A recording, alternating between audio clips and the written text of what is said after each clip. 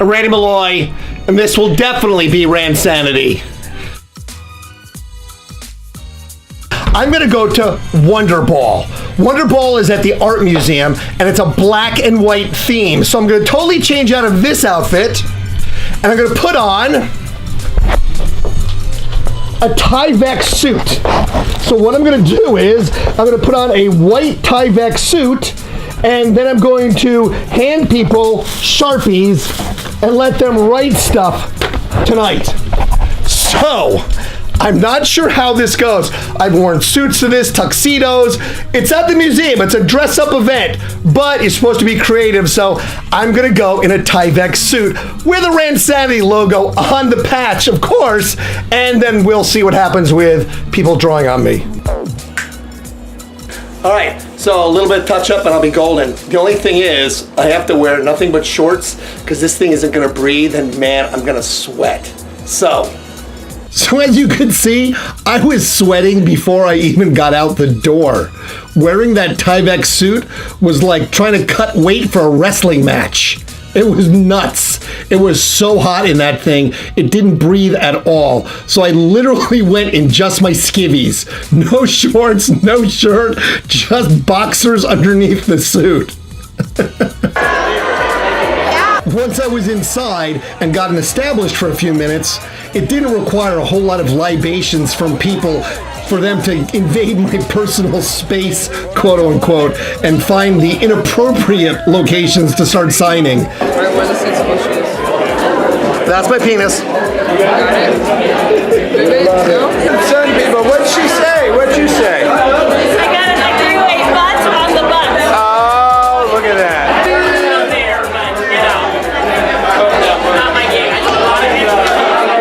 I even got famous drag queen Nina West to sign me and leave me an inappropriate kiss. That's better.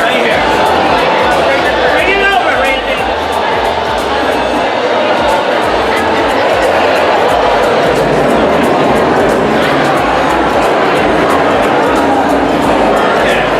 Now things have gotten completely out of hand.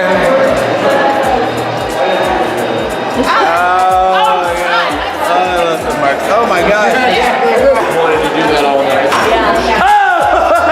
Yeah, what's up with that door, Bobby? My car ride home was definitely a little more on the interesting side than normal. Normally you have a little conversation, a little chit chat here and there.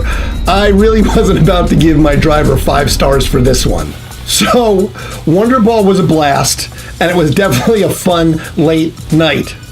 But it didn't even compare to what went on later in the week. So today is, we have 2 big rooms. We've got Black Rebel Motorcycle Club, as well as we have Dan, Luke, and the Raid. So it's gonna be an interesting long day, to say the very least. All right, so Black Rebel Motorcycle Club.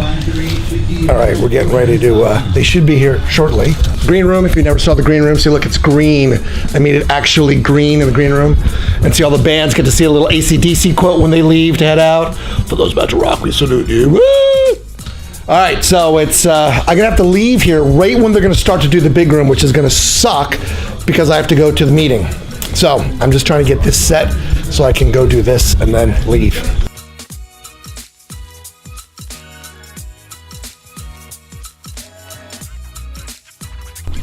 So there you go. There is the big room, so I can watch it live with 32 other people at the moment, and I'm sure if you want to watch it, sometimes you can too. So there it is. So I was at a beer meeting, and unfortunately, I did miss the Black Rebel Motorcycle Club big room.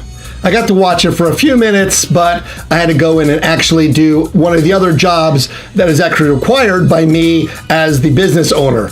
All right, man. Well, why don't we hear a song and we'll talk a little bit? Yeah, absolutely. What are we going to hear first? This song is called Fool. So I got back just in time for the second big room of the day, the second live performance, which was Dan, Luke, and the Raid. And they were a band that came in that we have a club show that we actually presented and put on that night, later on after Black Rebel Motorcycle Club.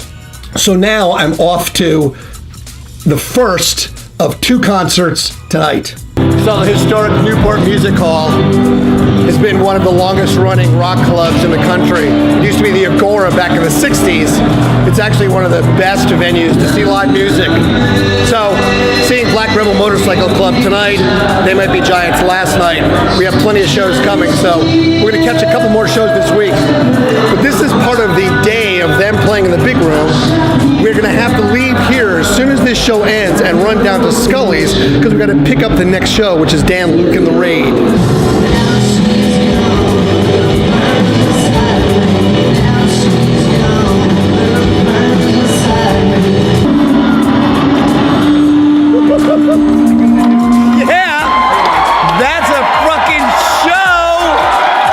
So right after the Black Rebel Motorcycle Club show, which by the way was great, I had to hustle down to Scully's to go see the Dan, Luke, and the Raid concert.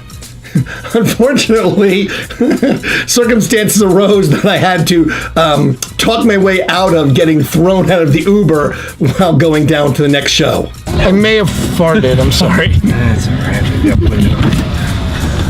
Perfect. Ooh, oh yeah, open the window. Oh my God. Oh, good Lord, right. Are you okay? You are right. Seriously, are you okay? It doesn't end. The night just doesn't end. Now we're on to our next stop, which is Scully's. What was it called? Comrade Question. You hear of that? All right, so now I have to actually go do closeout. So part of being a concert promoter, radio station guy, is I actually have to go pay the bands. So I have to go see how much money was made at the door and all this stuff. So we have to get a count of how many tickets were sold pre-sale at the door. They have to take out their percentage when it comes to taxes or any kind of fees, and then I get the cash, a check, I pay the bands. So this is that part. Perfect. I'll trade you. Thank you, sir. So see, that's the cash out. Huh? So I'm just telling you, it's a cash out. See, that's the cash out. So I get the cash, I get all the 20s. And then I gotta pay the band. And then John's gonna write me a check for the other stuff, and I'm gonna pay the band. That's how it works. But this is what goes on at every concert, no matter the size, whether it's Taylor Swift or like it is here, Dan, Luke, and the Raid. Someone is in a back office counting out the cash, counting the credit card receipts, making their money, saying, here's your percentage, here's what the cost was, here's the expenses, here's this, here's this, here's this, and everyone walks out and it's cleared at the end of the night, because that's how it has to work at venues. It's not like, we'll pay you later. No, we pay you now and it's over.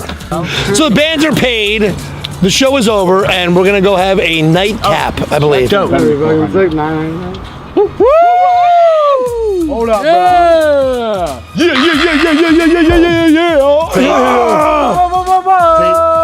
This is the band. This is what they do afterwards. Dan, Luke, and the motherfucking Raid. And you're watching Randsanity. Yeah, Randsanity, bro. There you go. See? Bro. So after the show, well, bands that don't have to travel stay in town. And being they are rock stars, and typically their day doesn't start till 10, 11, 12, whenever they get up, because they perform at night, they're usually late night people. That's kind of how it works.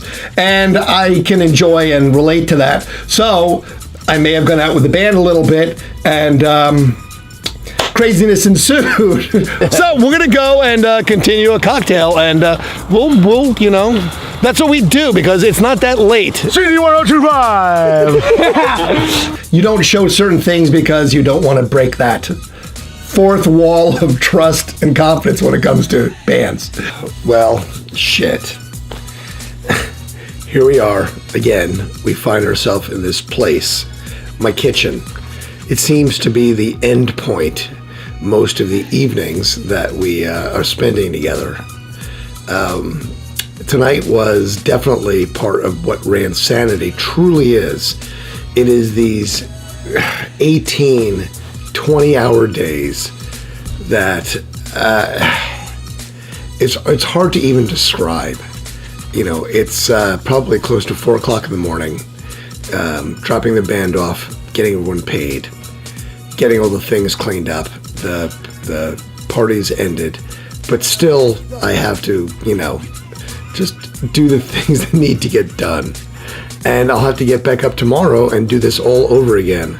Not as elaborate, but in fact, there will be just the same amount of crazy stuff. Thank you so much. Remember, like and subscribe.